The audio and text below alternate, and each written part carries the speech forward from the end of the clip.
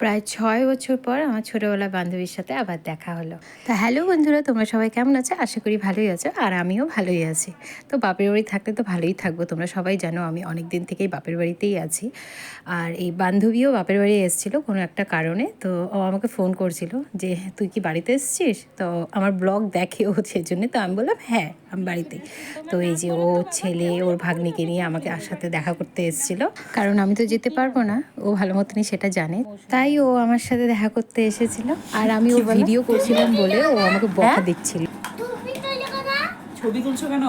ছবি তুলবো না তোমার? ছবি তুলে রাখি।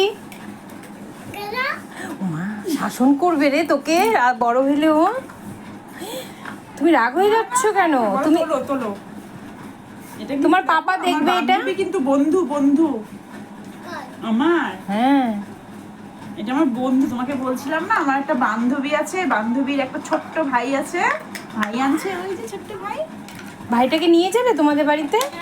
ওমা ভাই নিবে না, দেখ তুই কি নিবা? বুনু বুনু তাহলে মাকে বলো হসপিটাল থেকে একটা বুনু নিয়ে আসতে। বুনু আনতেই হবে তো। বলো মাম্মা মাম্মাকে বলে দাও আমাকে বুনু নিয়ে আসতে হবে, মাকে বলে দাও। আমি দেখাই কথা বলে সেই।